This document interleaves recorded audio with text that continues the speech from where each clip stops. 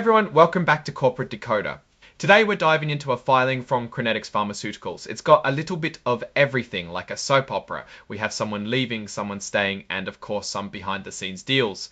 Let's see what's cooking. This report is about something that happened in April of 2025. Okay, so this filing is about Mark Wilson, who used to be the Chief Financial Officer or CFO of Crinetics. He stepped down from that role around February, but he didn't just disappear. He stayed on to help the new CFO, Tobin Schilkad, settled in. Now here's where it gets interesting. As of April, Wilson isn't just helping out.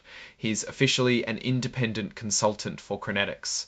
They signed a deal called an independent consultant agreement, which means he'll be giving them advice and help with accounting and finance stuff for a set period. This consulting gig started in April and is set to run for a year until the following April. They could also extend it for another 6 months if both sides agree. So how much is he getting paid? Wilson will make $300 for every hour he works, plus they'll cover his travel and any other expenses he has while doing the consulting work. It gets even more interesting when we talk about his stock options. See, Wilson has some stock options, which are basically chances to buy company stock at a set price. The agreement changes how these options work. If Wilson dies, becomes disabled, or is let go, not because of something he did wrong, any stock options he has that haven't vested yet will automatically vest. This means he can buy those shares right away, but only if he signs a paper promising not to sue the company. There's also a change in control clause. If another company buys Crinetics, his unvested stock options will vest if the new company doesn't take over his options and he keeps providing services. After the consulting period ends, Wilson has 3 years to use his vested stock options. If he is terminated for cause, however, he will immediately forfeit all of his vested and unvested options. Crinetics is also giving Wilson some extra protection called indemnification.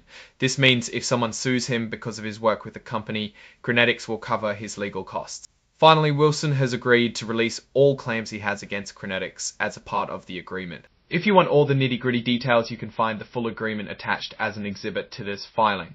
Now, let's take a step back and look at the big picture here. Wilson used to be the CFO. Now he's a consultant. It's a pretty standard move when companies are transitioning leadership. It helps to have someone who knows the ropes stick around for a bit to make sure everything goes smoothly.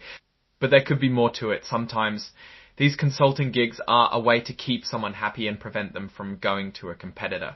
It's also a way to retain their knowledge and skills without keeping them on as a full-time employee. From Crinetics' point of view, it looks like they are trying to keep things steady during a change in leadership. Wilson knows the company inside and out, so having him around as a consultant could be really helpful. For Wilson, it's a way to keep earning money and stay involved with Crinetics, even though he's no longer the CFO.